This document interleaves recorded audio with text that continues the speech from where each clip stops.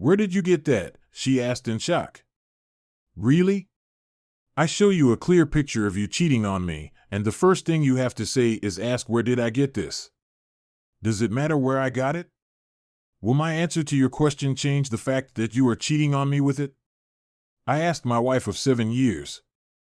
Honey, I know it looks bad, and I admit that we kissed, but it's not cheating. As you can see in the picture, we are in full view of many others. We weren't doing anything else, of course, she replied. So that's your main defense? No explanation of who you're making out with or why you're making out like that. You're assuming that because you're not doing it with him in that picture on the dance floor, it's totally fine. I need to know, Helen, is that your definition of keeping your wedding vows, Harry? I could see that you're very upset about this. You have nothing to worry about. I swear, we were just caught off guard, and it happened. You don't have to worry about it. Making a big deal out of it won't help anything, she stated firmly. Innocent? Innocent? You still haven't even given me his name. Why should I get upset over someone I don't even know? I spat sarcastically. Does it matter what his name is? If I tell you, you might do something stupid like pick a fight, and he'll wipe the floor with you. I won't let that happen, she objected. I see. Thank you for your honesty and transparency. You've made your choice, now I'll make mine, I replied hotly. I turned around, ran up the stairs, and started packing my suitcase, which I would have enough for about a week. She quickly followed me. What are you doing? What does it look like? I replied. Packing a suitcase. But why? Because I can't take any more of your lies and deceit. I need to leave and think hard before I say or do something I might regret, I growled. Don't be silly, Harry. I know you wouldn't hit me for anything in the world. Until today, I knew there was no way in hell you'd cheat on me. So, I guess we don't know each other as well as we thought we did. Cheating? Who said I cheated on you? Shouted Helen. Kissing him wasn't cheating, and you know it. I never cheated on you. There he is, I said sarcastically. What is, a blatant lie? But I've never cheated on you, Harry. I didn't cheat on you with him or anyone else, she shouted. Huh? Then what do you call it? And I held out another picture to her, taken that same night. That's a pretty good picture of you entertaining him, isn't it? But where? How? There you go again. Doesn't it matter where I got the picture from or how I came to it? Does that knowledge somehow change the fact that you really did cheat on me and just lied about it to my face? She dropped the pictures on the floor and sobbed, trying to hug her husband. Stay away from me, Helen. Communication is a two-way street. I gave you a chance to be honest with me about everything and come clean, but you don't seem to think I'm worthy of the truth. I could have stayed and tried to discuss this with you for the sake of our son, if you were honest. But you seem to be demanding too much from me. I'm taking my phone. If you ever call me again for any reason other than an emergency with little Bobby, I will block your number. Do I make myself clear? She nodded her head, and I walked out, pissed off, frustrated, and hurt to the core. It was Friday night when I checked into the motel. I decided I would take the weekend to consider my next steps. If I divorced her, which was my instinctive impulse, Bobby would end up in a single-parent household, and I would have to pay alimony and child support. I wished she had given me some sort of explanation or at least apologized. Maybe she didn't have time to think about it. That's why I decided it would be better for us to be apart and think about what direction to take next. The absence of my wife and son was taking a heavy toll on me, and the loneliness was unbearable.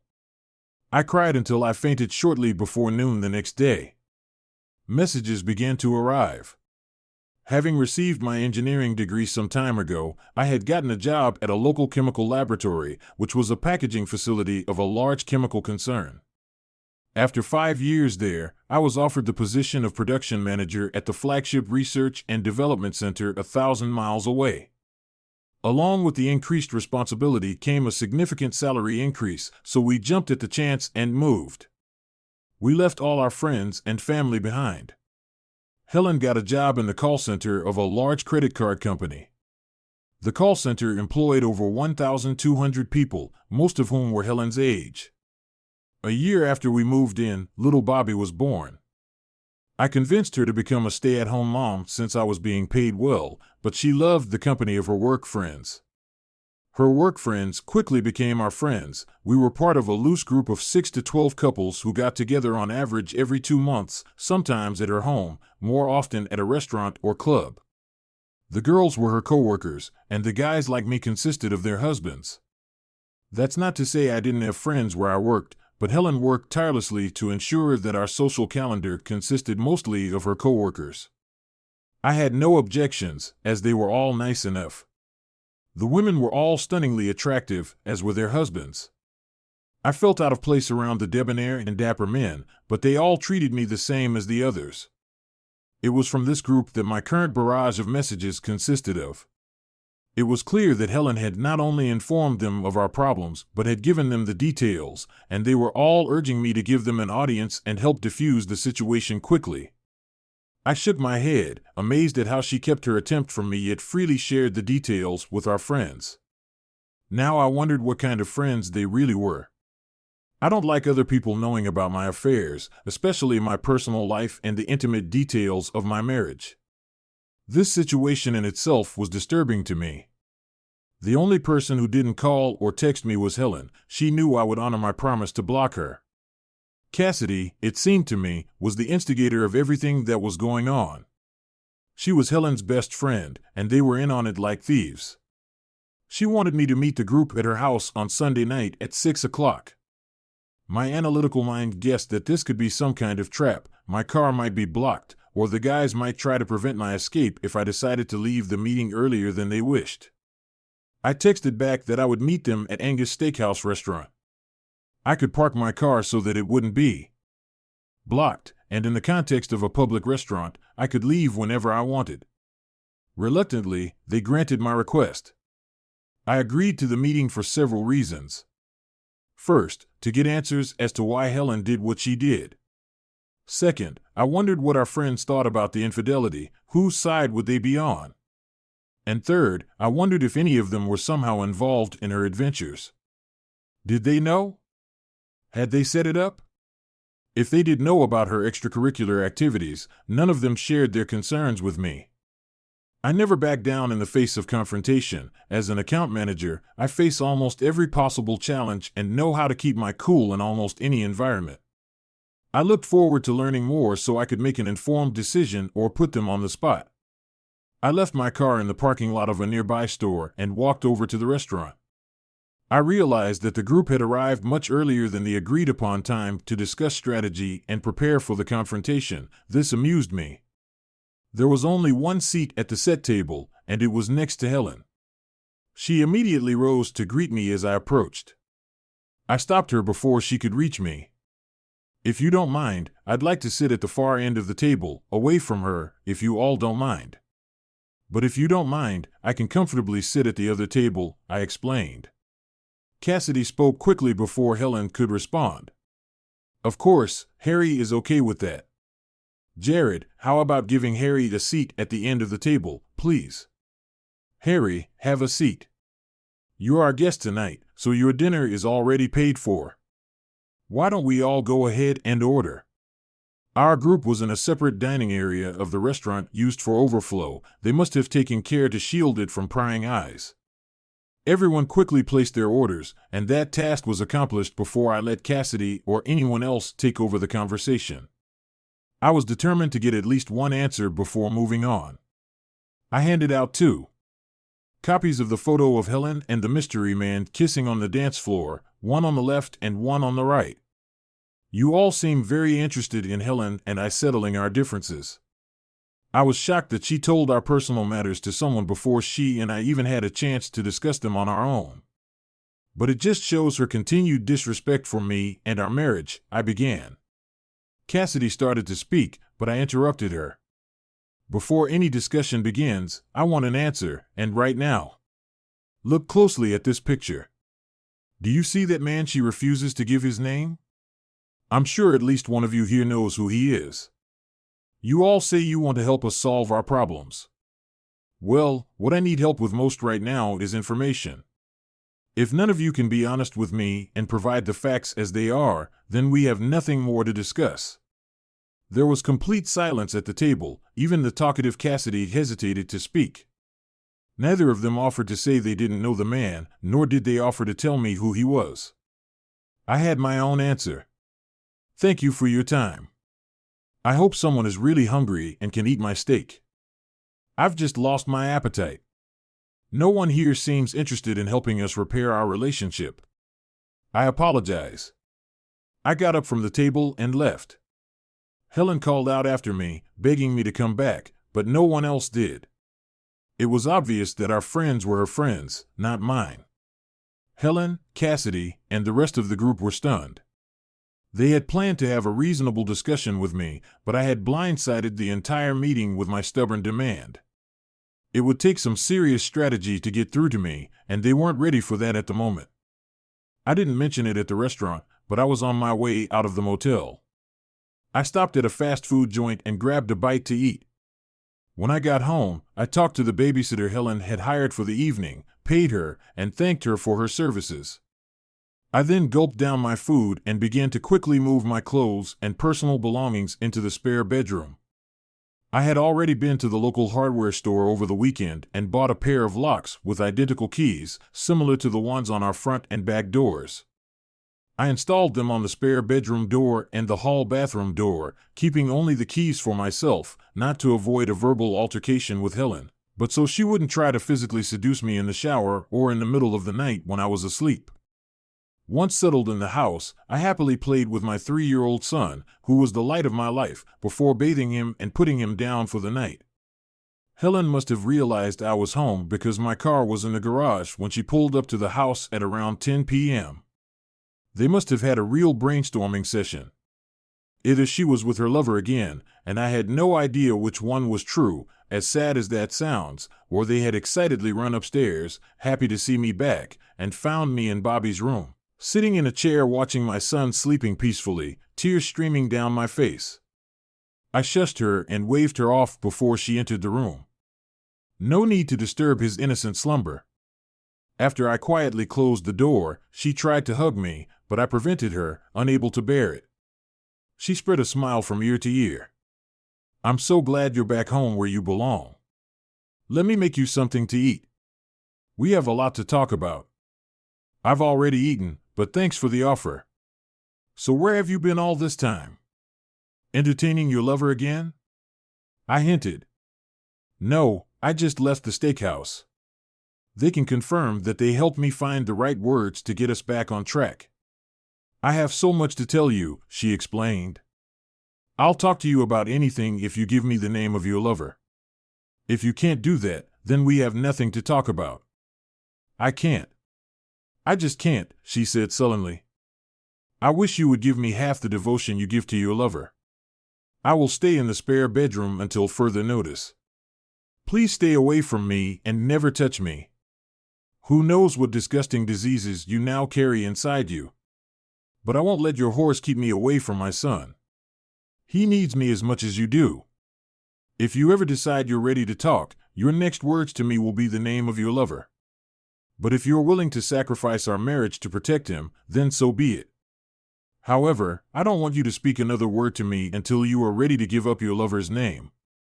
For all I know, you're going behind my back, preparing to take our son and move in with him tomorrow, I said firmly. She walked away sobbing and lowering her head. A week went by during which Helen and I enjoyed talking to Bobby, but unfortunately, we didn't say a word to each other. Finally, on Monday night after work, upon returning home, I was faced with a surprise. Everything was fine before I entered the house, but apparently, they wanted to surprise me. As I walked into the kitchen to see what we were having for dinner, a crowd of people piled in from the adjoining rooms and surrounded me. It was a group of Helen's couple friends. They all seemed to be here, and they couldn't wait to see me again. Nothing was said that would cause annoyance, but I felt like they were walking on eggshells. The first words out of my mouth were, "Where's Bobby?" I decided that adult conversations should not take place around my son. I've already dropped him off at the babysitter's, and she's made arrangements for him to stay the night, Helen explained. I see, I said in surprise. There had been some pre-planning that I hadn't been privy to. But I didn't see any of your cars parked on the street. We all wanted to surprise you, Harry, so we all parked a block away from the house and walked. We couldn't risk you just driving by after seeing all of our cars, Cassidy objected. Well, you all certainly caught me off guard. What's the matter? Why are you all here? Has something changed recently that I don't know about? I inquired. Yes, honey, Helen began. Why don't we all go into the living room and explain everything? I'm ready to answer your question right now. Sure, but first I need to go to the bathroom for a minute. I just got home. I'll be right there. Why don't you all go ahead? I went to the restroom in the hallway, peed, flushed, and washed my hands. Turning on the recording on my cell phone, I slipped it into my shirt pocket where the camera lens was barely visible in case anything interesting happened. I joined the crowd in the living room, surprised to see 2 other people there who hadn't been in the kitchen before. I immediately recognized the guy Helen was cheating with, sitting next to a pretty woman slightly younger than him. Helen began, Harry, you've already met everyone except Elliot Franklin and his wife, Gail. They've been part of our company of friends for a long time, but you've never met them before. I realize this may come as a shock to you, but you were so insistent on finding out who he was that we all consulted and decided this was the best way to find out his name. If you try to attack him, all the guys here have agreed to come between you. We don't want anyone to get hurt today. So, you finally gave me a face, huh? It's a little late to worry about me getting hurt, isn't it? I stated sarcastically. Oh, I get it. Neither of you were worried for a second about hurting me, were you? All you cared about was keeping the boy W safe and sound, didn't you? Don't worry, I'm not going to touch that bastard. I don't want to catch any of the diseases he may have already infected Helen with. Everyone present let out a groan of disappointment. Cassidy jumped in, Harry, we understand your frustration. Can we speak calmly and professionally as friends while this situation is being handled? We are trying to give you what you asked for.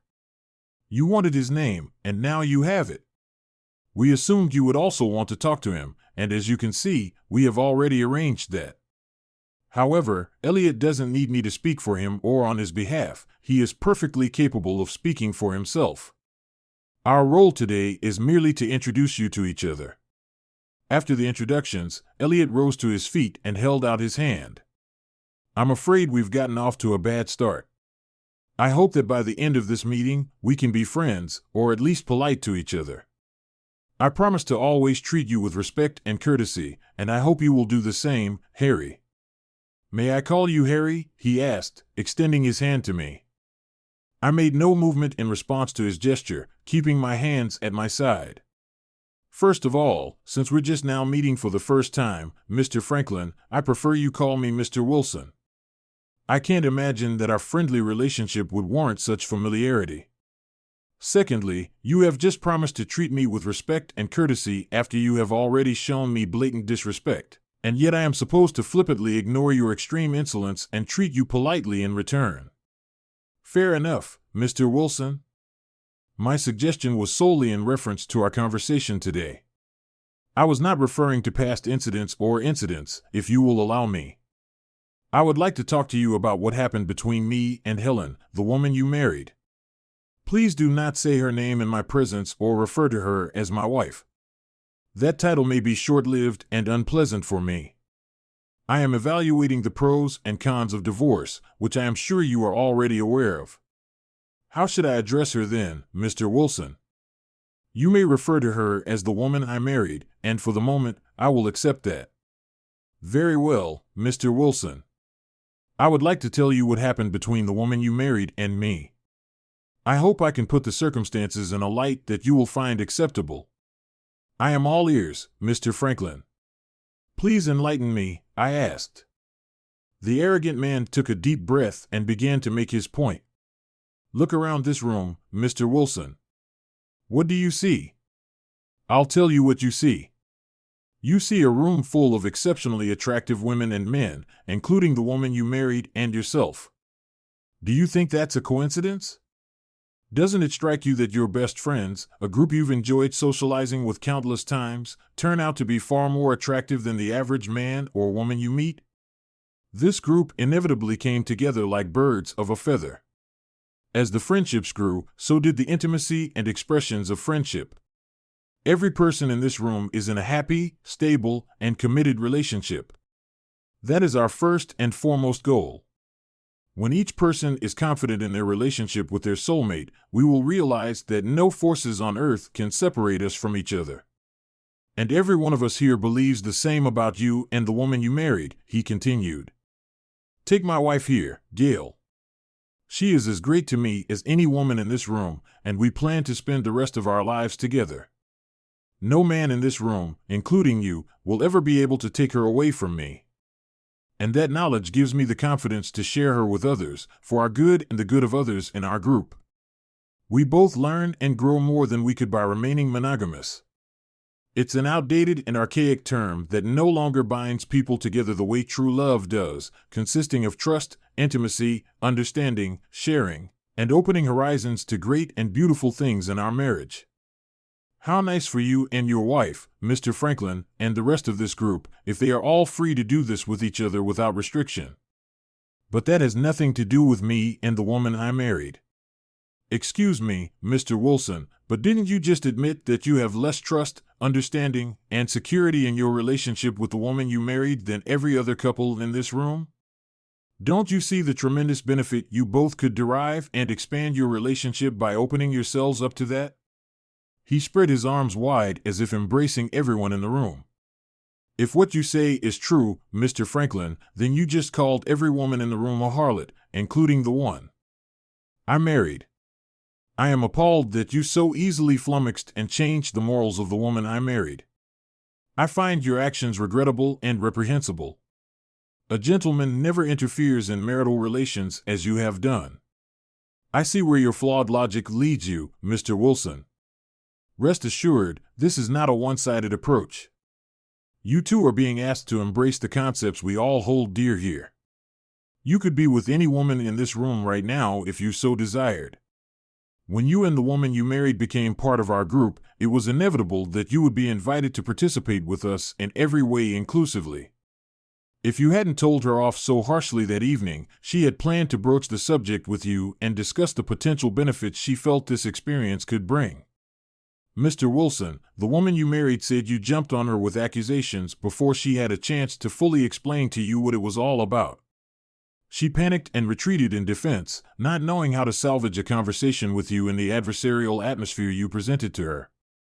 I am sure you will agree with everything we suggest as being beneficial to you and the woman you married. All that remains is to find a way that will make you feel more comfortable, I said, considering everything he'd said. Then I looked Helen straight in the eye and asked, "Is all this true? You discussed all this with them without my knowledge and then agreed to test the waters with Mr. Franklin to see if it was beneficial to us as husband and wife without even discussing it with me beforehand?" Helen nodded nervously before explaining, "I've been told how wonderful it is to have such loose associations and how it improves and strengthens their marriages, and I wanted us to have the same by participating in the experience with Elliot. I was evaluating the whole experience to see how it could improve our relationship. Honey, please believe that my love for you has never waned, and I only wanted to show you what I learned from him to convince you that participating in the experience would be good for both of us," she said, smiling sweetly, realizing that this was the first real conversation I'd let her have with me since that night. "So you want me to believe that just one wonderful session with a super stud instilled in you the skills of an experienced prostitute? After all, it wasn't your first time with him, was it?" I said, lowering her gaze to her feet, unable to make eye contact, confirming my suspicions. Mr. Franklin jumped up again. "Don't you see, Mr. Wilson? We are able to help the woman who married you understand the benefits. You will also be able to participate in every way, plus there are other advantages you may not have even considered," he added. "I see. So you imagine yourself to be some sort of Casanova, Mr. Wilson?" I am a very experienced and attentive lover, and I am adept at taking less experienced lovers, such as the woman you married, under my tutelage. Through my experience, she will blossom, grow, and learn, and you will benefit from her new experience as well. Time spent with me and others will broaden her horizons. Please don't get defensive when I explain this to you. Everyone goes through periods in life when we become complacent and fall into a routine, he said. I looked Helen straight in the eye again. When have I ever resisted trying something new? If you think we need to brighten up our relationship, why didn't you ever talk to me about it before jumping into bed with a womanizer? She timidly replied, Please don't misunderstand me, honey. You're such a gentle and sweet lover, and that's what I need most of the time. But sometimes I want things to be more forceful and direct. That's exactly what Elliot showed me. He, in no way, tried to replace you in my heart. He's your physical opposite. All I could do was keep myself from lashing out at the guy and trying to destroy him. If I allowed the thought that Helen and I could repair our relationship and make it work for my son, it was forever lost. A hurricane raged inside me, pounding relentlessly in my chest. Outwardly, however, I appeared calm and unperturbed. Now that I had come to the irreversible conclusion to divorce her, my new imperative was to gather as much ammunition as possible to return fire on all of them, creating as much chaos in their lives as possible for their part in the destruction of my happy home. Thank you, Harry. Now, do you see our group in a better light? Will you and Helen join? You will never regret it. Your marriage will only grow stronger from it, I guarantee it, as much as it pains me to say it, literally. I grinned. I'd like a little more time to digest everything that's been explained to me today, Helen. And I need to discuss something one-on-one, alone, just between the two of us. Once we get something settled, we'll get back to you with an answer. Is that okay with you? The man grinned in an obvious weak smile. He was having trouble pretending to be polite. He hadn't expected a delay. He needed my answer right now, but he wasn't going to get it. Sure, he said obediently. Take as much time as you need. Then he nodded. Gentlemen, the three largest men quickly grabbed me and held me tight. I wasn't going anywhere.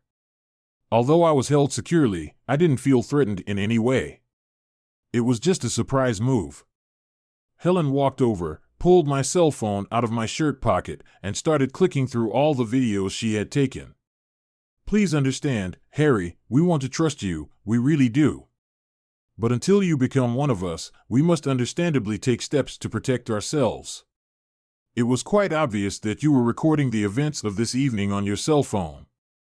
I'm afraid we can't afford that level of trust in you at this time. Helen nodded toward the man. He asked her, So it's all gone then? Everything? Helen nodded, saying, Yes, there will be no recording of tonight. She then tucked her phone away in her pocket.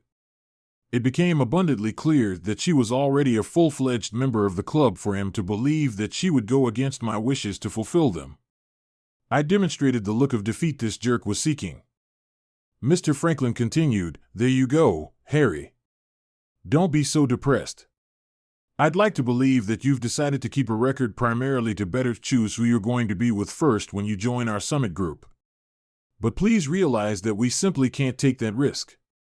There's too much at stake. He patted me on the back, and the group quietly left the house.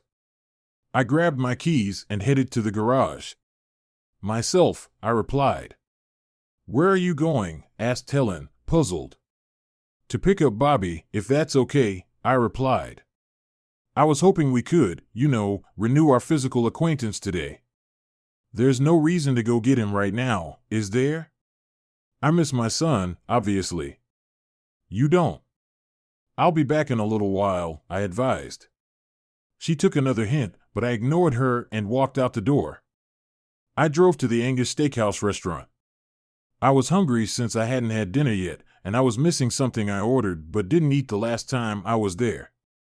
The restaurant did not disappoint. Taking my time, I savored the tender beef, mentally going over the events of tonight. Hopefully, everything would work out the way I had planned. Only time would tell. The kind Mrs. Stevenson thanked me for the generous tip I paid her over and above her usual hourly rate. I might have to depend on her in the near future, and I wanted to make an acquaintance with her. In addition to Helen, Bobby was thrilled to meet Daddy, and he couldn't stop cackling all the way home. I gave him a bath and fed him before putting him down for the night. Helen informed me that she was cooking something light for us since we hadn't eaten. I informed her that I had already had a snack and she should take care of herself and not worry about me. Offended by my pettiness, she brushed me off. Not wanting to upset Bobby with the upcoming conversation, since it was Monday night and we both had to work tomorrow, I got ready for bed. "What's going on, Harry? You seemed really interested in Elliot's offer about our band, and then you dropped me like a hot potato. What happened?" "I'm really glad you asked. Let me answer your question with my own questions. Perhaps your answers will provide clarity," I offered. "Go ahead," she suggested. "Just before they left, 3 men seized me in my own house, and you never said a word against it. Is that true?" "It wasn't like that," she objected. "It wasn't like that. Was it? 3 men grabbed and held me in my own home, yes or no?" "Did it happen?" "Yes." But before she could answer, I interrupted her. "Yes, it did. And did you say a word of protest to any of the other witnesses who were also silent? Yes or no?" "Helen, just answer yes or no," I commanded. "No," she answered with difficulty. "Finally, we are beginning to understand. Then listen carefully to the next question. Did I ask you to take my cell phone and delete anything from it? Did you, yes or no?" "Helen, come on, girl, you were doing so well. Don't stop, be honest," I muttered. "No," she said quietly. "So please bear with me because this is going to be a long question. Be careful so I don't have to repeat myself. You admit that you had no objection to me being held in custody in my own home. You also admit that you took my cell phone and deleted the recordings from it, not at my request, but at the request of someone other than your husband. Is that true?" Helen looked down at her feet. "Yes, that's correct. I hadn't thought of it that way. You make it seem like a betrayal on my part. It is betrayal, Helen. Now let's go back to your first 2 questions. Why did I drop you like a hot potato? Why?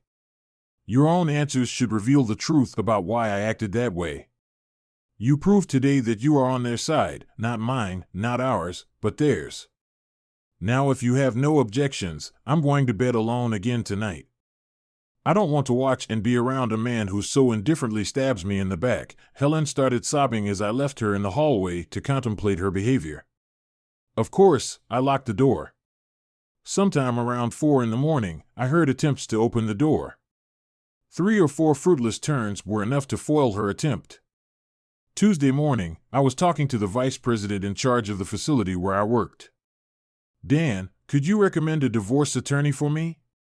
I mean a good one that will fight as hard for the husband as he will for the wife. Please tell me you're not asking for one for yourself, Harry," Dan pleaded. "Unfortunately, I am. I assumed a man of your position should be aware of such matters." "You seem to know the rest," I grinned. "I'm good friends with Ted Russ. He's our contact with a firm that handles all of our legal matters. I'm sure he can give you the name of a good man. Let me give him a quick call and get back to you right away." "Thanks, Dan, and no need to talk, Harry. This will remain just between you and me. I respect the other person's personal space. You don't know how good that feels to hear." "Thank you, Dan." On Ted's recommendation, I called B. Thorne's office and set up an appointment for 2:30 that afternoon. It turned out that it was not the letter B but Beatrice. She informed me that her caseload was 70% women and 30% men. But as soon as she agreed to take on a case, she took it on immediately and fought hard for her client despite the formidable circumstances. It didn't take me long to convince her of the validity of my position as an injured party, and she was happy to take me on. She warned me that I would be paying child support for 15 years until Bobby turned 18, but college expenses are usually factored into these cases for the benefit of the child. I explained that I had no problem providing for my son, but I was hoping for at least 50-50 joint custody either once a week or every other month. She can't promise anything, but we fight hard to get those terms. As for child support, she said I would likely be on the hook for 3 to 5 years, depending on which judge we get. Because of the income disparity, the general result in this state was 1 year of alimony for every 2 years of marriage, up to 20 years of marriage. Thereafter, it was limited to 10 years. Although I would have to put up with it, the thought of paying her to have fun with idiots pissed me off. Expecting our family to grow, Helen and I rented the house we'd lived in for the past 4 years and diligently studied house plans and vacant lots on which to build our dream home.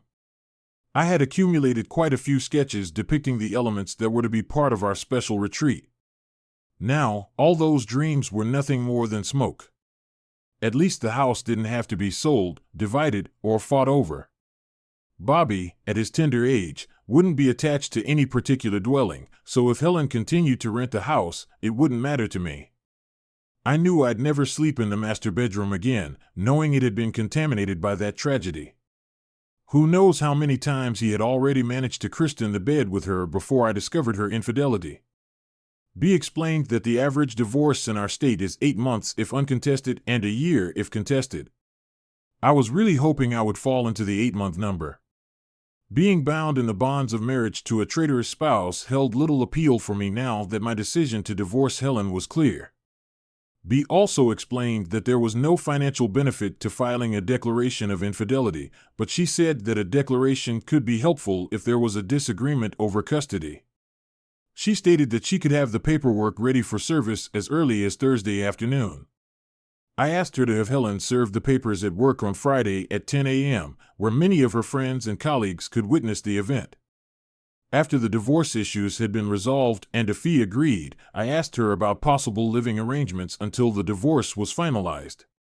"What questions do you have, Harry?" "My only concern is time with my son in this early formative period of his life. 8 months to a year can seem like an eternity to both him and me. I don't want to be an absent father to him any more than necessary.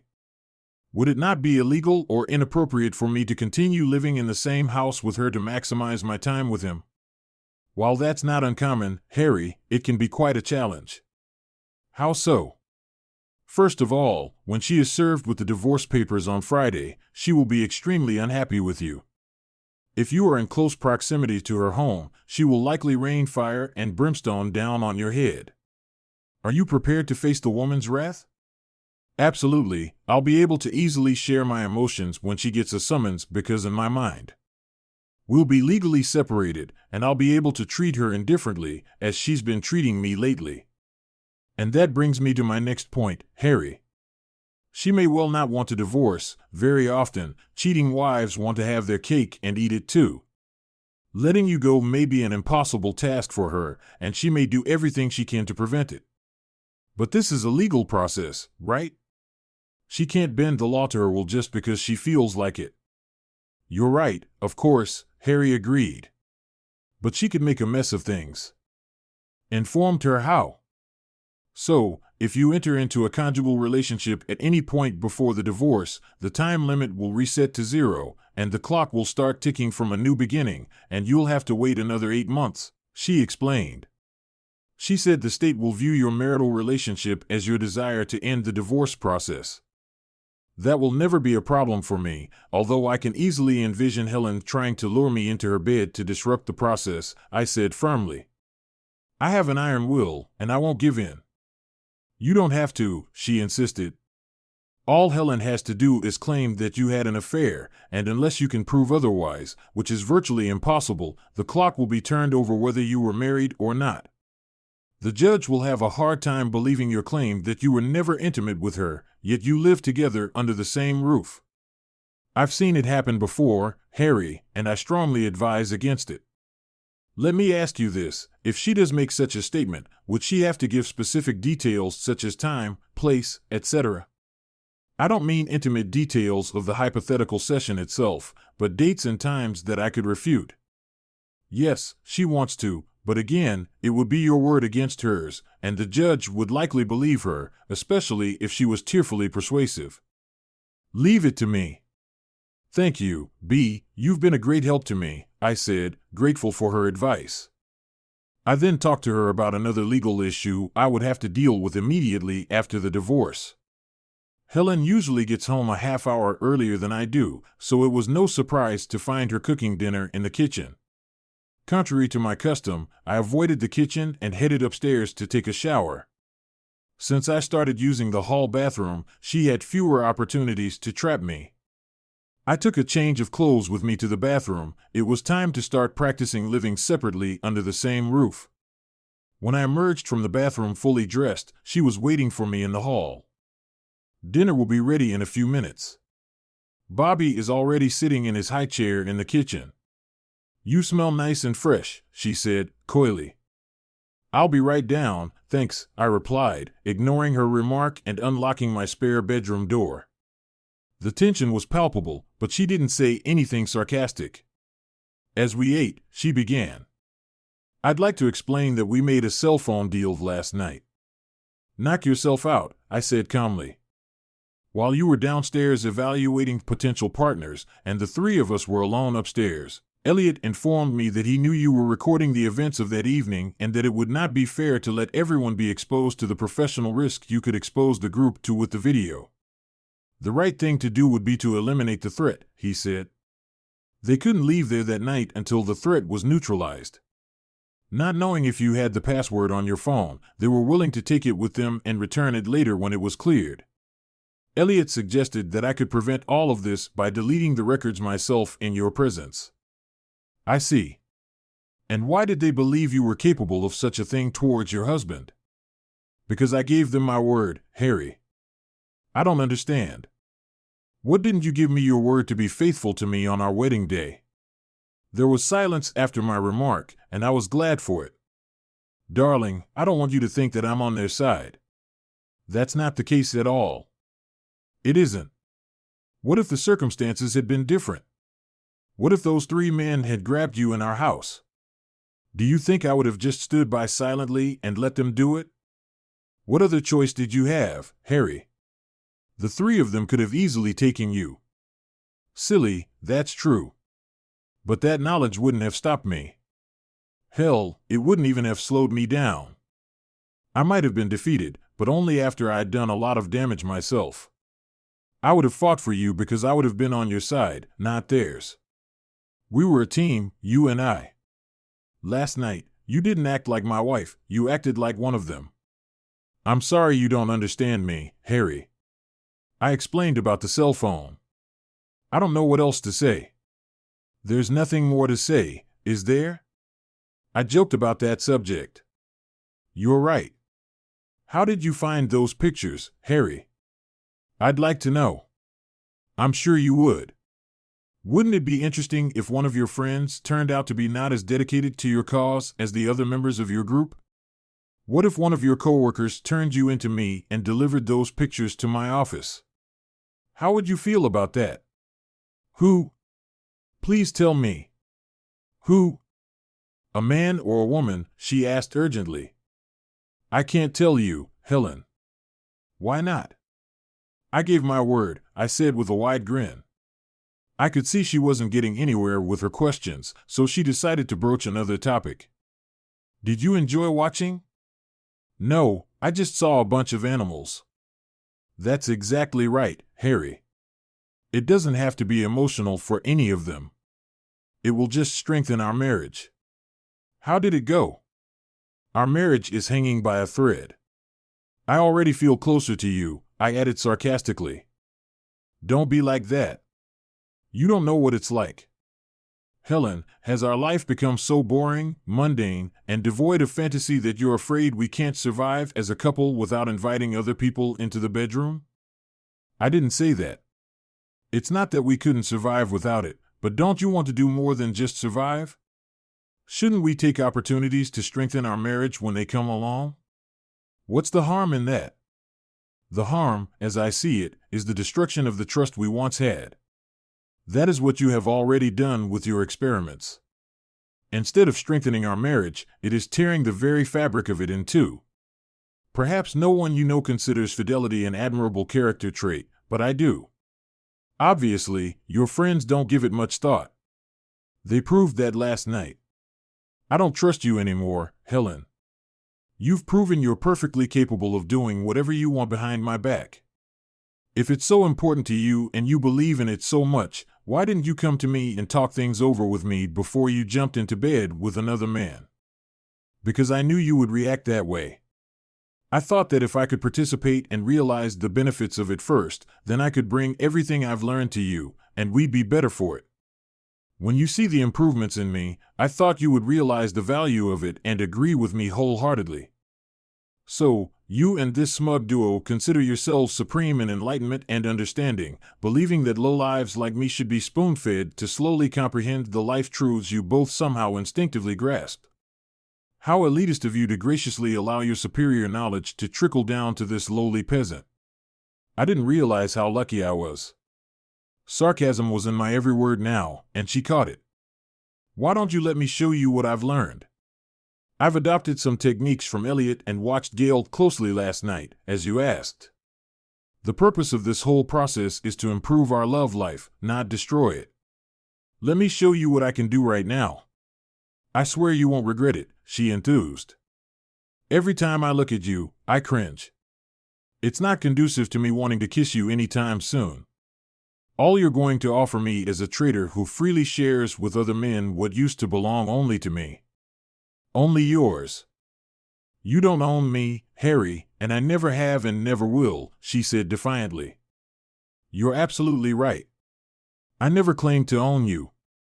I mistakenly assumed you were mine because you said you gave yourself to me, and now you've taken your words back and given them to another man.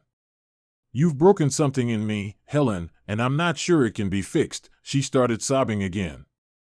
Needless to say, that was the last conversation I had with her until Friday. All of my free time was spent with Bobby. I didn't hesitate to change his diaper and never once asked her to help me with him. We were almost playing a game of who bathed him the most. Bobby seemed to enjoy the constant attention, and I was happy about it too. Over the next few days, I researched the names of Elliot and Gail Franklin, hoping to find their connection to the group, but I came up almost empty-handed. In public records, I found one Elliot Franklin, a homeless man who had been arrested for soliciting money downtown. The photo and age didn't match the one who had entertained Helen. I'll try to find out more about them. I decided to have Helen over at 10 a.m. on Friday morning because I was attending a meeting of the local chapter of facilities managers. We usually meet every quarter for 4 hours, including lunch. Numerous contractors sponsored this event to advertise their services at the various facilities represented by members. Thus, when Helen calls, my secretary will confirm my extended absence, and I will intentionally leave my cell phone on silent mode. The only call I will answer would be an emergency requiring my attention at work. I wasn't avoiding Helen, I just wanted to give her time to get over the initial shock before talking to her when I eventually returned to work. I took her call, leaving numerous messages. I could hear her quickly moving out of sight as she started talking to me. It's about damn time. Are you serious? To get serviced in front of my friends? Do you know how embarrassed I was? Are you really going to divorce me over this? I told you it was nothing, Harry.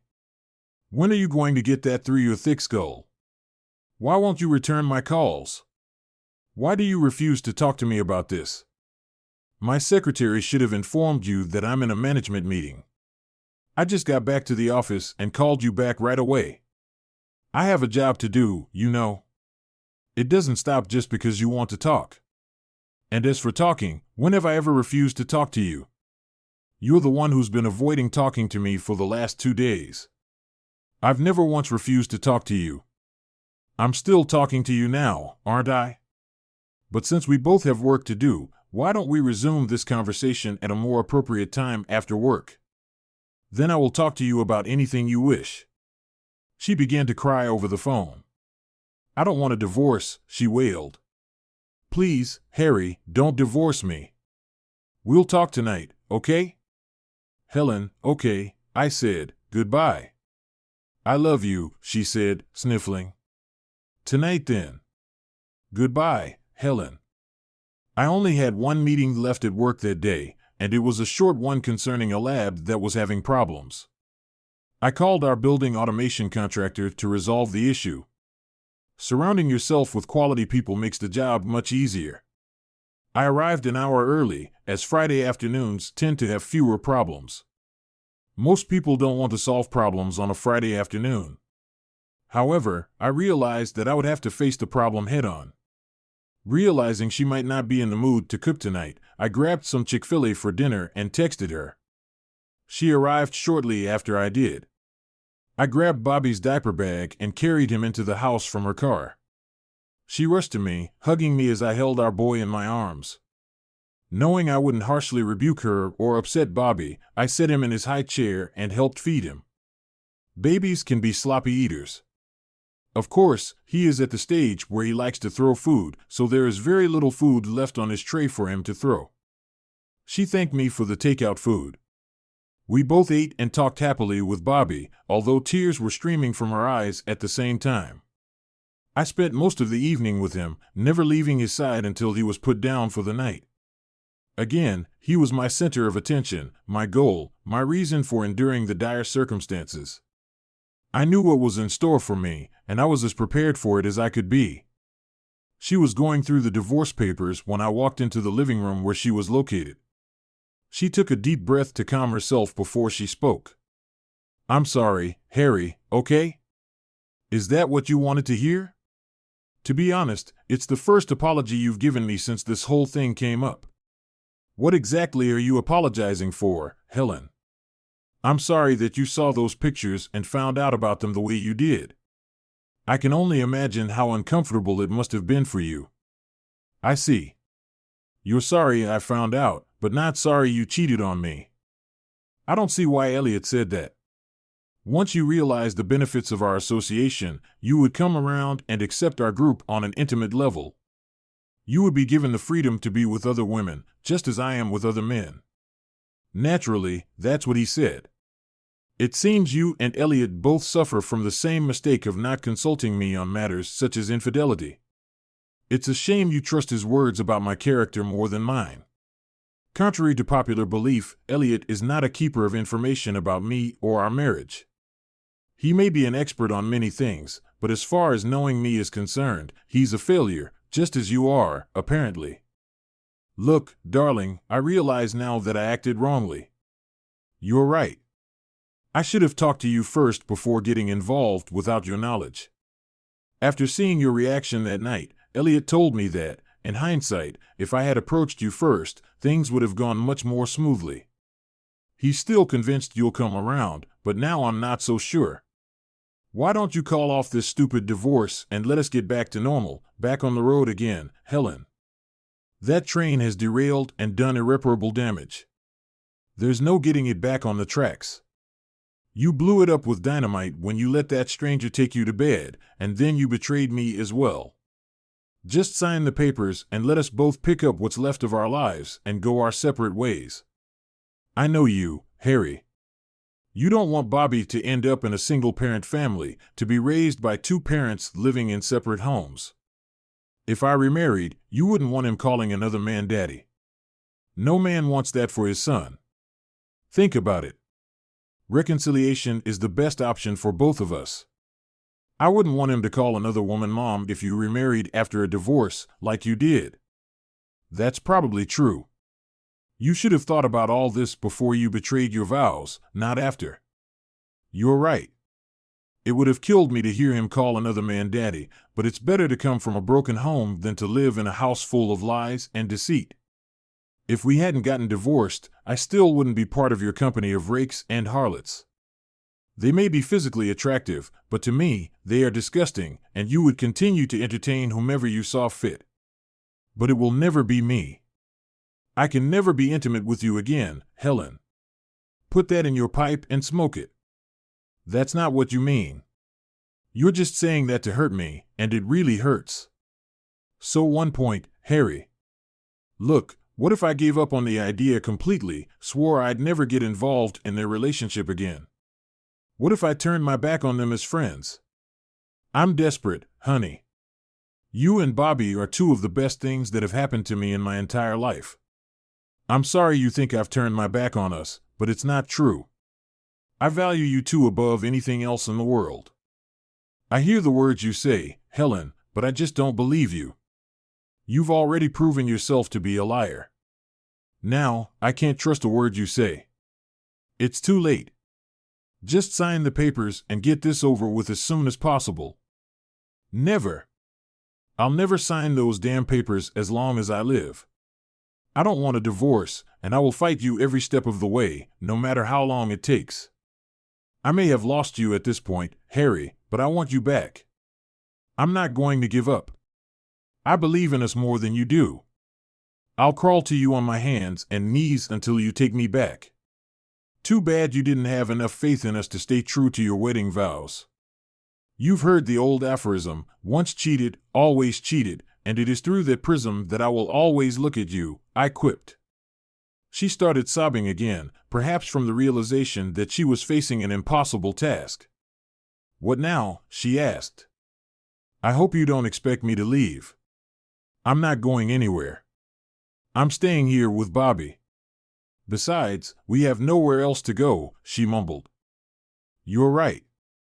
Now that you're out of the world, Bobby has become my whole world to me.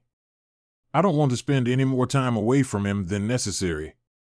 That's why I've decided to continue living here while the divorce is going through.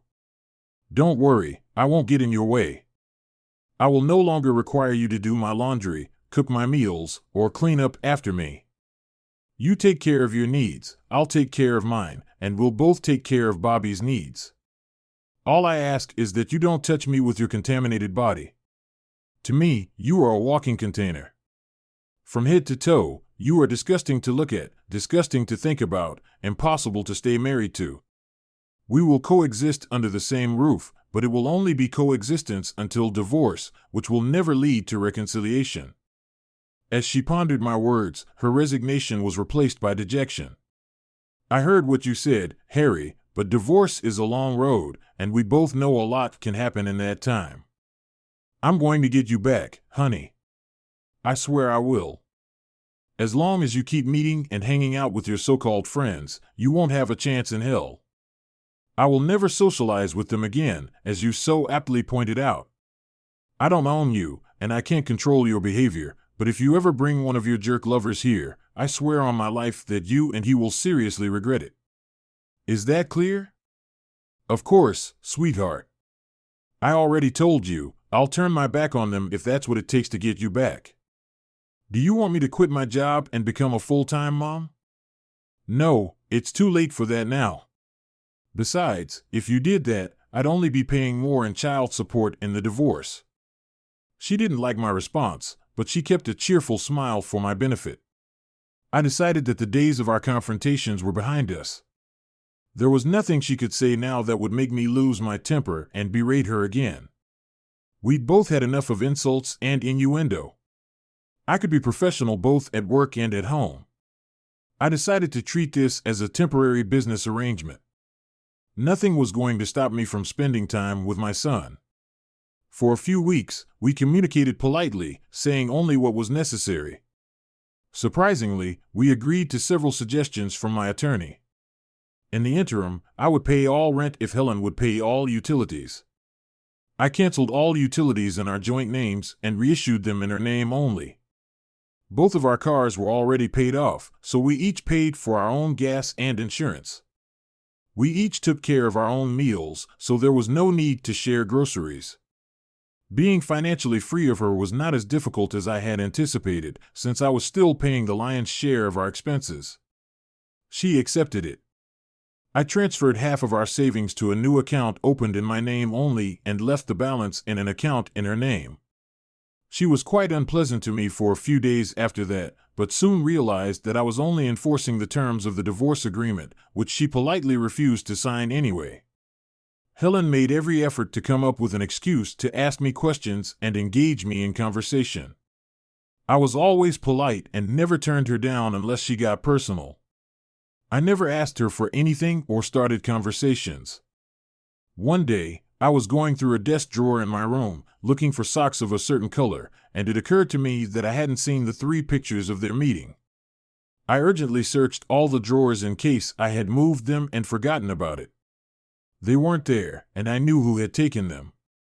I scrutinized the lock on my door with a magnifying glass and only then noticed the fine scratches. She would never have been able to pick the lock on her own. She must have called a locksmith to do it for her and produce a key. That was the only explanation. The next day, I bought 2 new identical locks and installed them on the bedroom and bathroom doors and hid the only new keys in my pocket. She didn't want me to know that she could get into my room anytime she wanted, and I didn't want her to know that she no longer had access until she tried again. Her continued betrayal to protect her lover further confirmed that my decision to divorce was the right one. Now I wondered if she would lie and claim that her date with Elliot never happened. After a few months of silence, she began periodically asking me to take her out to eat or to go to a movie, in general, to anything resembling a date or a couple's activity. I always politely declined such offers. I could see that she was getting nervous. She was used to going out with her friends a few times a month. She really wanted to be with them again, but she remembered her promise not to socialize with them. Then I started receiving calls and messages from them, inviting me to go out or even stay alone if I wanted to. After each such call or message, I blocked the number without answering it. To prevent a repeat, in mid-December, she invited me to attend a Christmas party in her company. I politely declined, citing that I had promised to babysit a little boy, but I told her to have a good time. We had always gone there together in the past. The following weekend was my company's party. I had planned to go alone, but she didn't want to do it in the evening. She took Bobby to the babysitter's house.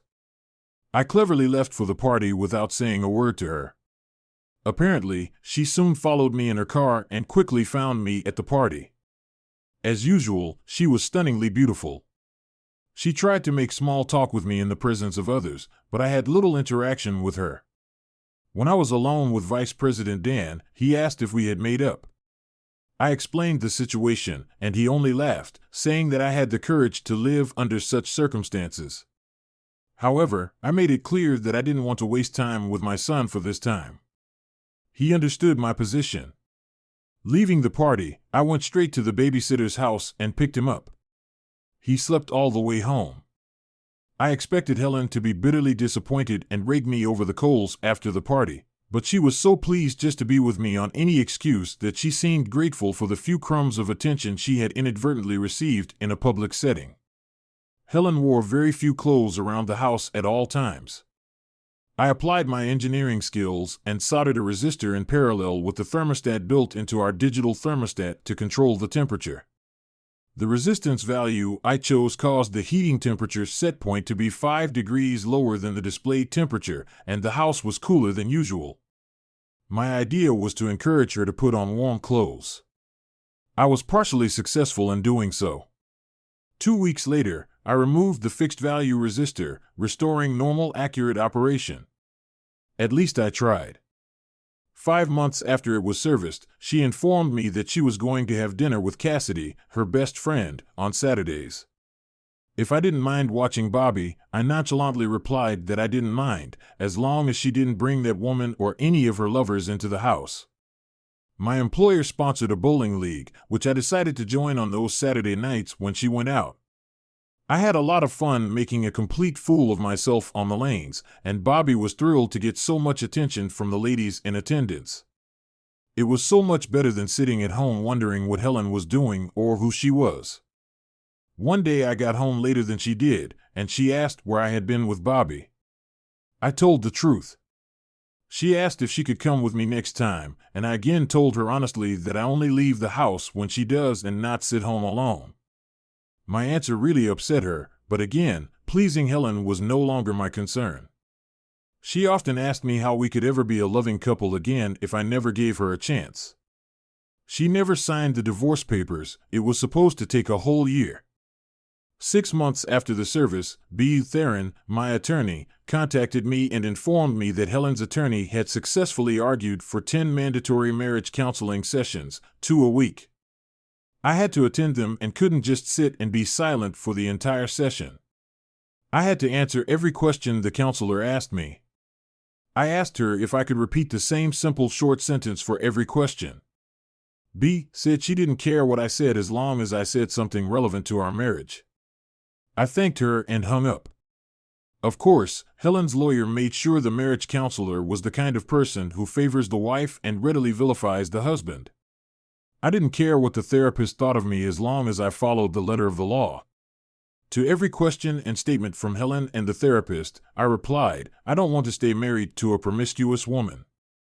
Not a few minutes later, they were both frustrated and angry with me, but while my repeated remark was true, it also applied to our marriage. I endured the barrage of verbal abuse hurled at me by both women with a smile on my face. I did not raise my voice, call anyone names, or use vulgar language. After the 5th unsuccessful session, the therapist canceled the remaining sessions, citing unproductivity and a waste of time. The remaining months passed without change. I continued to spend every spare minute with Bobby and could tell that he felt that special bond one had worked so hard to create. For days before the divorce hearing date, Helen moved out of the house and took Bobby with her. I was also served with a restraining order to stay away from both of them until the court date. Subsequently, she contacted me with 2 scoops. I tried to warn you, Harry, she claims. On 3 separate occasions, you coerced her. She didn't report it at the time of the events because she was hoping for reconciliation, saying it was a price she was willing to pay to keep her child in a 2-parent household.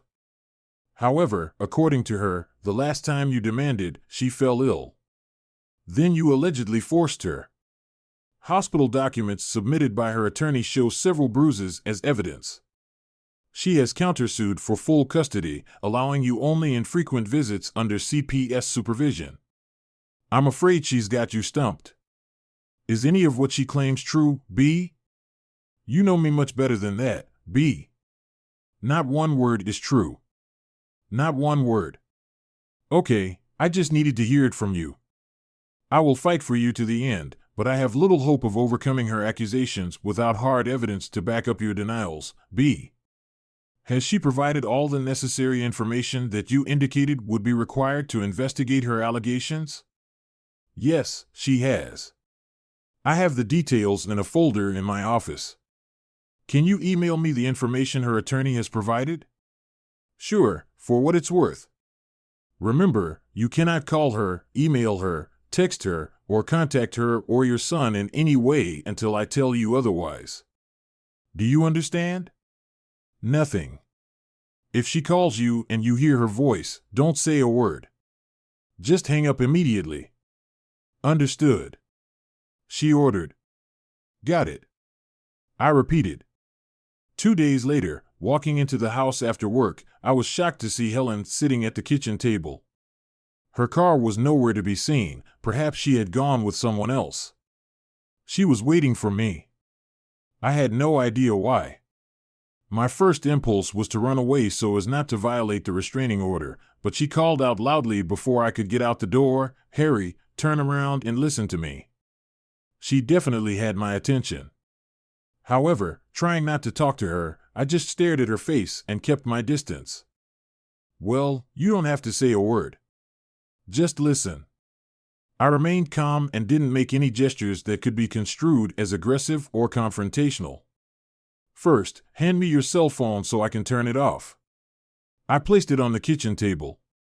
She picked it up and turned it off to make sure there was no recording. I tried my best to talk you down, but you were so stubborn. I had to resort to desperate measures. How does it feel to have the shoe on the other foot? It's not very pleasant, is it? I'm sorry, Harry, but you left me no choice. I had to claim we had sex, which you demanded, to turn back the clock. But Elliot convinced me I needed a backup plan in case your lawyer was convincing enough to object. So I made up a story about you hitting me in anger. We both know you never touched me. I've already told you that. You would never hit me in a million years, and I still believe that, even here and now.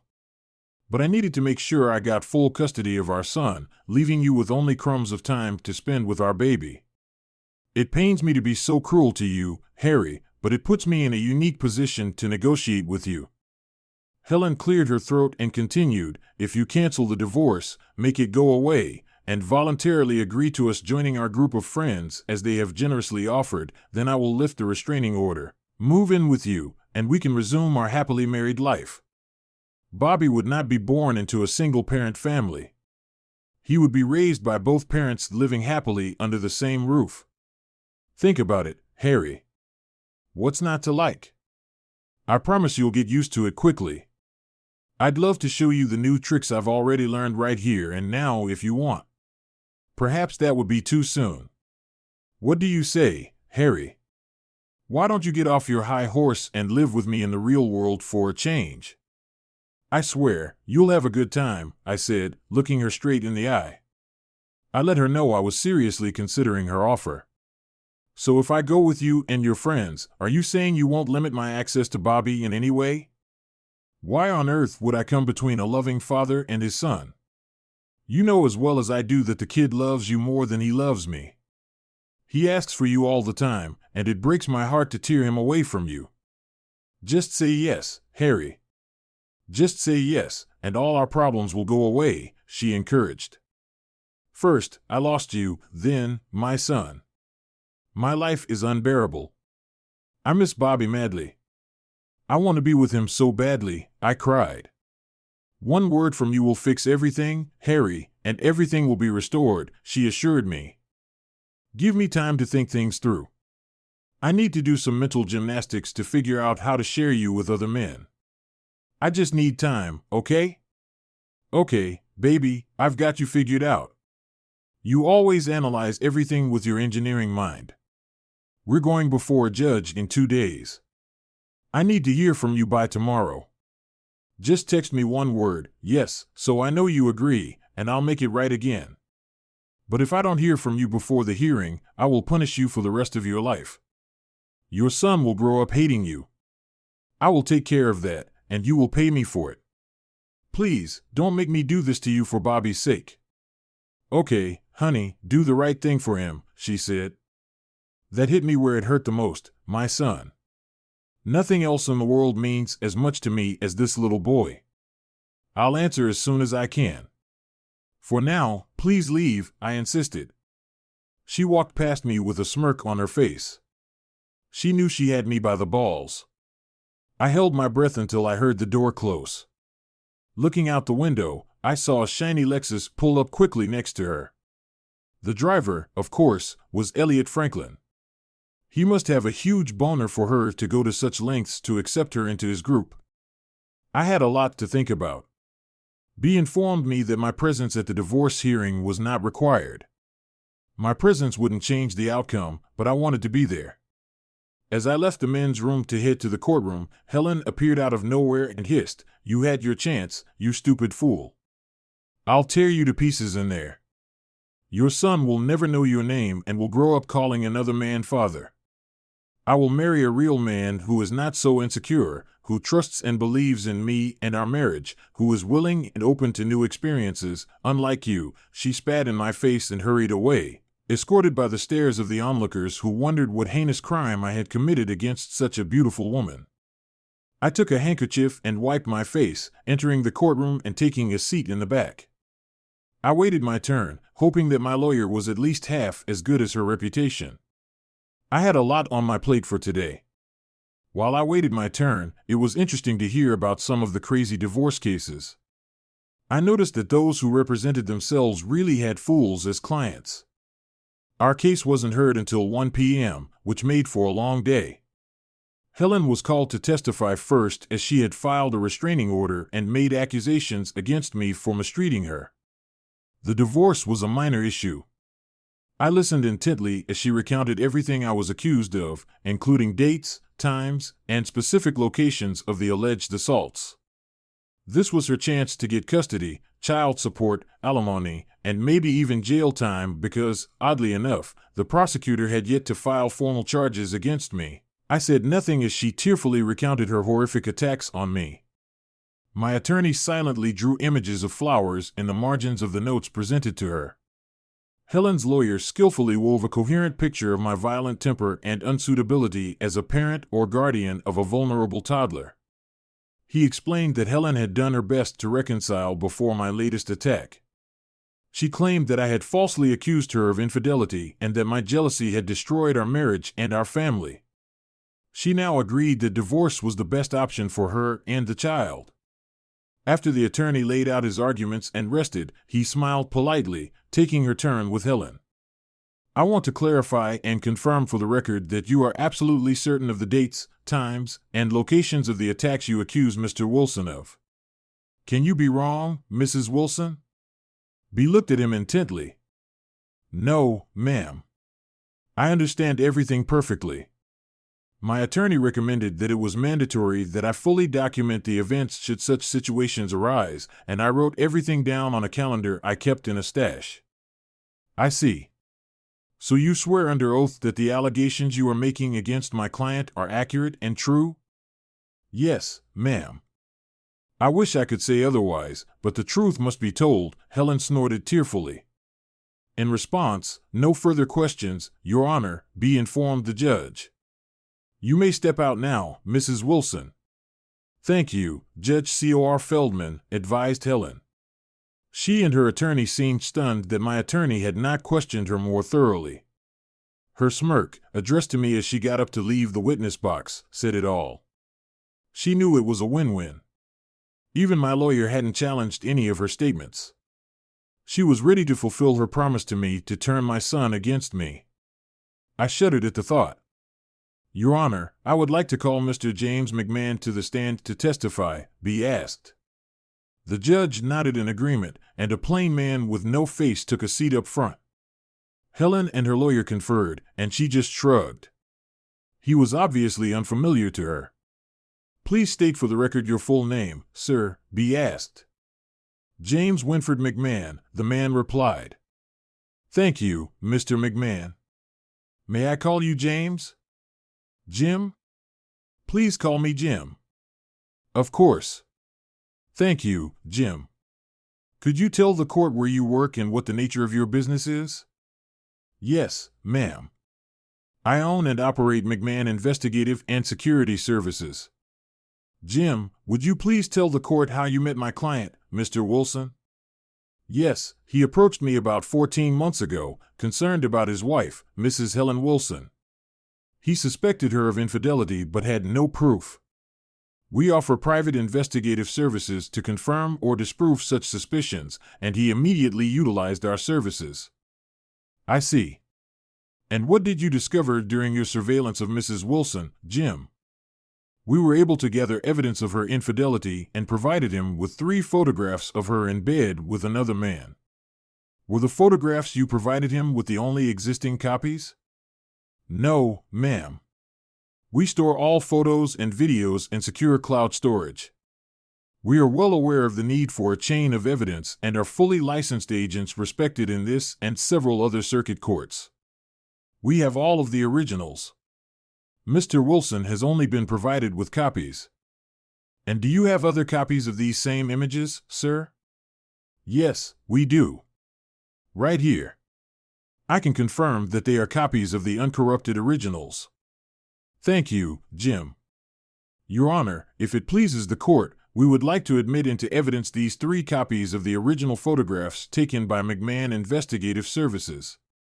The judge accepted the photos, reviewed them, nodded, and handed them to the bailiff for processing. Thank you, Your Honor. So, Jim, is that the end of your association with Mr. Wilson? No, ma'am. He was concerned that her affair with an unknown gentleman might be ongoing and asked me for guidance on how to determine if it was. I recommended that Mr. Wilson install hidden miniature surveillance cameras and microphones throughout the house that could be monitored at all times. Such devices could record phone calls, secret meetings, and graphic images of infidelity. And Mr. Wilson hired your firm to do this for him? Yes, ma'am. We installed the equipment the very next day while Mr. and Mrs. Wilson were at work. Objection, Your Honor, Attorney Helen protested. I see where this is going. And before this case goes any further, I ask that you declare inadmissible all evidence obtained through those despicable hidden cameras. Mr. Wilson could have easily edited or altered any of those recordings to make the circumstances play out the way he wanted and smear my client. That is unconscionable. Judge C.O.R. Feldman heard the objection and looked at B. Before I rule on your objection, Counselor, I'd like to find out if there are grounds for it. Attorney Theron, thank you. Thank you, Your Honor. Jim, could you explain to the court the nature and type of surveillance system you installed in Mr. Wilson's home at his request? Of course. All of the cameras transmit data wirelessly to a laptop computer hidden in a subfloor under the house. The laptop is connected to a wired Ethernet hub that continuously streams all collected data to our secure cloud servers. Mr. Wilson does not have access to the raw records. The laptop does not store any local records or files other than the web address to which streaming content is sent and stored. The only way for Mr. Wilson or anyone else to access these files is to contact my firm. I strongly recommended this option to him to ensure that the chain of evidence is constantly monitored. Of course, we provide Mr. Wilson with information that we believe is useful to him and inform him of the circumstances. After reviewing the records, all of Mr. Wilson's involvement with the system is limited to the monthly replacement of the batteries and the camera transmitters. Judge Feldman smiled at Jim and nodded. I've seen you in my courtroom before, Mr. McMahon.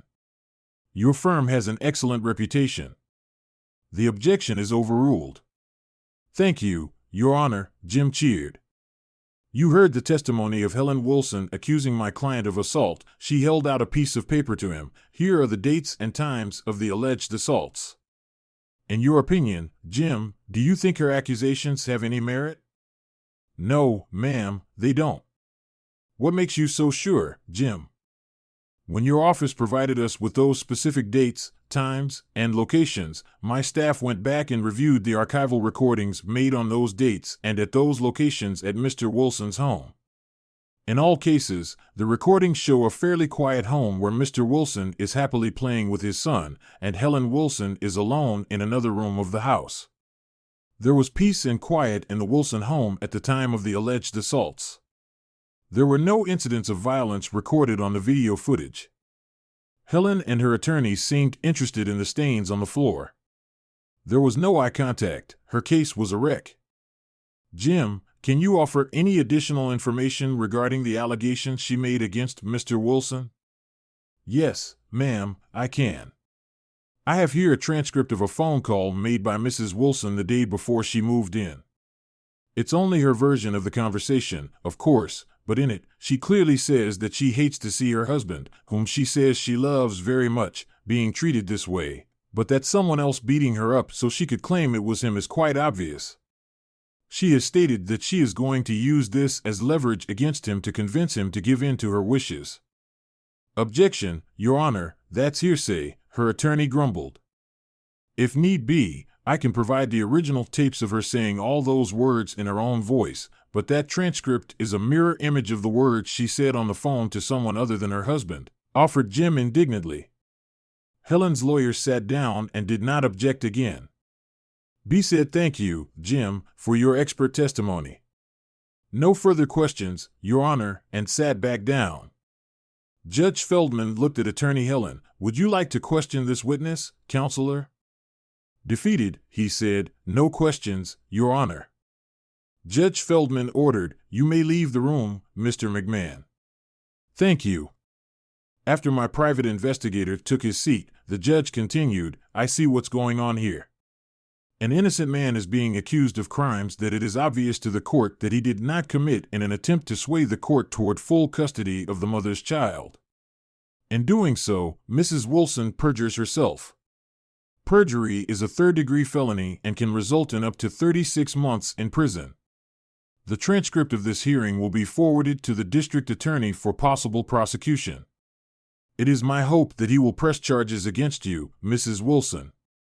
I hereby grant full custody of the child, Bobby Wilson, to his father, Harry Wilson." Helen Wilson will have visitation rights at Mr. Wilson's discretion. Mr. Wilson, I urge you to be generous with visitation. Your child needs to spend time with his mother. I nodded to the judge in agreement. She continued, as for child support, I am inclined to award it given how ruthlessly Mrs. Wilson has treated her husband, but I am not without compassion.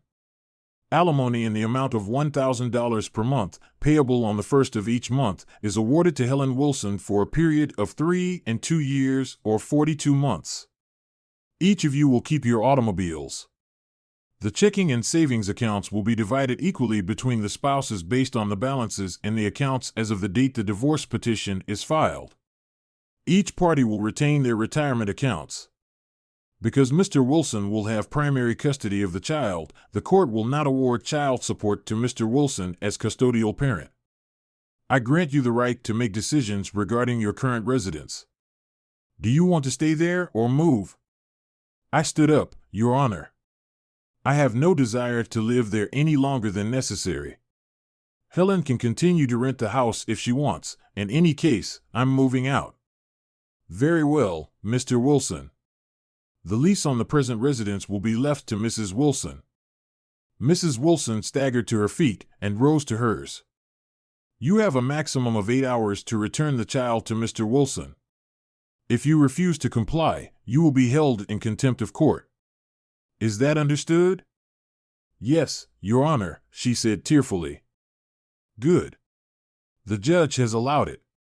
I suggest you take appropriate action before you leave this building today. All restraining orders are lifted, and I grant the petition for divorce in Wilson v. Wilson. You should both receive divorce decrees within 30 days. Helen cried with despair as she realized she had lost her family. She turned to me. To comply with the judge's order, if you don't mind, Harry, I'll bring Bobby to your house tonight after dinner. I'd like to be with him for a few more hours before I turn him over to the judge. That won't be necessary, Helen. I've just been waiting to see how this trial ends. I've already got my eye on a new apartment, and I'll have some friends help me move there as soon as I get out of here. I held out a piece of paper to her. Here's the address of my furnished apartment. I'm only taking Bobby's stuff, my personal belongings, and tools. All the furniture you can keep. Bring Bobby to this address tomorrow at noon. I should be settled in by then. She nodded sadly at me. If anything, I'm sorry. Very sorry. This is not the outcome I envisioned. Well, since life with me was so boring and mundane, from now on, you can have the interesting and fulfilling love life you've been striving for without me. Good luck with your next open marriage, I stated sarcastically. She didn't say anything back. Harry, I want to thank you for. What for? Not going after Elliot and Gail Franklin? They really are wonderful people. Too bad you'll never get to know them like I did, she said gratefully. No problem. I have absolutely no interest in Elliot or Gail Franklin. As far as I'm concerned, they don't exist to me at all. No, neither Elliot nor Gail. But I can tell you who I'm interested in doing business with, the company you work for. I found out from HR that your company has a very strict brotherhood policy because so many women work there, and they want to protect them from predators. I will be suing your company tomorrow, claiming that blatant violations of their policy caused the destruction of my marriage and almost cost me my son. Ronald Hensley will be named as the primary culprit. Apparently, he slept with a dozen female employees in violation of company policy. You may have heard of him, he's your manager. Helen stood puzzled, opening and closing her mouth like a fish out of water. I continued, as it turns out, Ronald has a lovely wife, Lydia, and 2 elementary school-aged children. I don't know if she knows about his antics with other women, but don't worry, I'll make sure she knows everything, including Rita Consuela, the woman he claims he's been married to for so long and his greatest love on earth. You may know her as Gail. But why? Why did you do it? His wife and children don't deserve to be destroyed like this, she pleaded. Why? He destroyed my marriage. Why shouldn't I destroy his? He almost robbed me of my son. Why shouldn't his children know the truth? Even now, to this day, you defend and protect him. How enlightening. If you stick around a while longer, Helen, you might be able to get the man of your dreams, your extraordinary lover. Something tells me he could be divorced within a year or less. The only downside to a lover is that he too could be unemployed very soon, just like all your other call center girlfriends. It seems that there's silence when they don't condemn Ronald's disgusting behavior that also violates company policy. You want us all fired, but how am I going to support myself now? She objected. Oh, don't worry. Your job is safe. I promised your company that I wouldn't publicize this as long as they kept you on staff. To think you could eventually start your own group of. I can only imagine how wonderful your life will be when I'm no longer in your way. Once you explain to them how lasciviousness has strengthened our marriage, I'm sure the ladies will be bursting with desires to join you. You may have a hard time hiring another manager. Perhaps one of the husbands will take on a leadership role. Just imagine all the exciting new possibilities, I enthused. But why are you protecting my job and firing everyone else? She babbled. For one reason and one reason only, Helen. I agree with the judge that Bobby needs a mother in his life. It's not exactly a dream job, and it doesn't pay very much, but it's enough so you can live without having to come to me for money. One day, when he asks me how I treated you in the divorce, I want to be able to honestly say I was fair. If you tell him otherwise, I'll show him the proof. Neither Helen nor her friends knew that I had already known her lover's real name from day one. My private investigator does an excellent job and is worth every cent he charges me. An engineer always approaches a problem from a position of knowledge. If we don't have the answer, find someone who does. That's exactly what we do.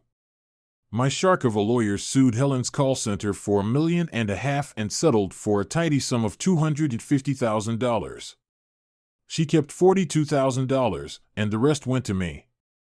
The day I received my paycheck, I wrote Helen a check for $42,000 in a lump sum. My child support obligations were paid in full by her own company, and there was still a lot left over. Now I could build my dream home. Word spread quickly through the workplace.